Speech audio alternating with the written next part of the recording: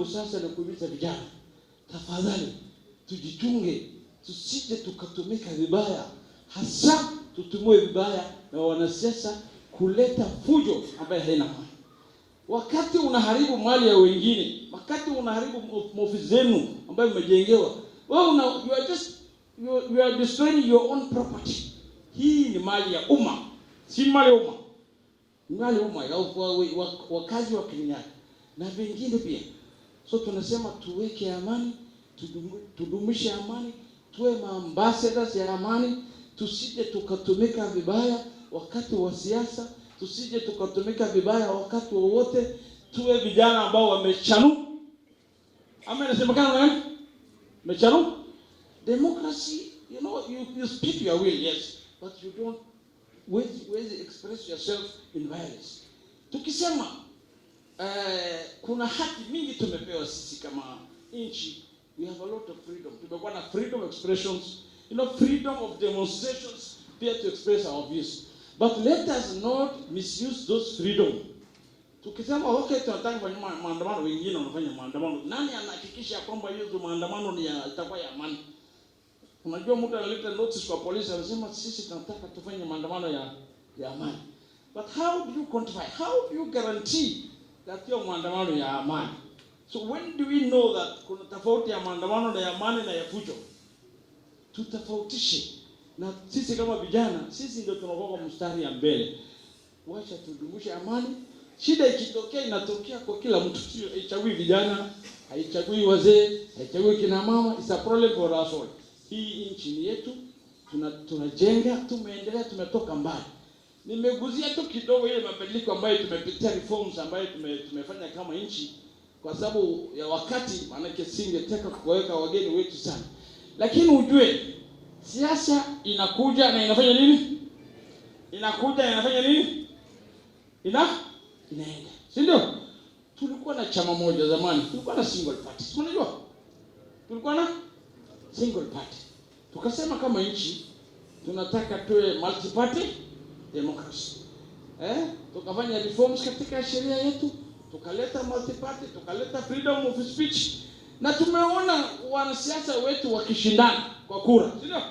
Wakishindana kwa kura. Nani anakumbuka 1997 nani na nani walisimama kura ya president?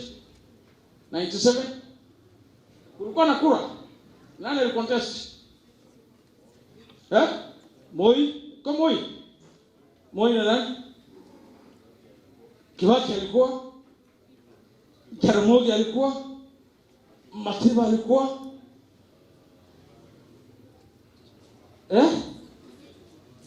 Ngilo alikuwa, sio? Na kura ikafanyika, ikaisha, tukaenda kwa 2020, tukaenda kwa 2002, sio? Na hao viongozi wetu wakasema, kura imepita, wacha sasa tufanye kazi pamoja. Wakaendelea kufanya kazi pamoja. 2002 tukawa na amani. 2007 kidogo kukawa na nini? Kukawa nafuu. Lakini viongozi wetu tena baadaye wameketi wakasema wacha tufanye kazi pamoja. Tudumishe nini? Amani. 2002, 2007, 2012, 2017, 2022. Sio? Na kama nchi bado tunaendelea mbele. Na hakuna wakati hao viongozi wetu wa siasa wamebaki kwa maadui. Hapana. Hakuna. Baada ya uchaguzi wanakuja wanakaa pamoja wanafanya nini? Wanadumisha amani. Mwenye anashinda anasema mimi nimekubali nimeshindwa. Mwenye anashinda anaendelea na kazi. Hiyo ndio utaratibu wetu wa nchi na demokrasia yetu ya nchi. So ninaomba vijana tuwe makini. Tutakuwa tunaongelesha mara kwa mara. Nimesema tuchukue hii forum kidogo kukumbusha vijana wetu tumepewa nafasi za kazi, tumeambiwa tu apply. Hiyo nafasi zimetokea, tumeambiwa na officers wetu wa IBC hapa. Nimesikia kuna mwingine hapa amesema serikali inafanya kila juhudi ku-empower vijana. Kuna mtu hapa aliuliza nyinyi kama nyota ifika hapa. Na kuna mtu sikusikia mkisema imefika, na mimi niko na hakika nyota ilifika. Vijana zaidi ya 1200 katika kaunti ya Kirinyaga wamefaidika na hizo pesa za nyota. 1262 across the county wamefaidika na pesa za nyota. Na bado hiyo portal ya nyota bado iko open. Kuna wale wanapewa nafasi, unaingia kwa hiyo nyota, una apply kazi majuu.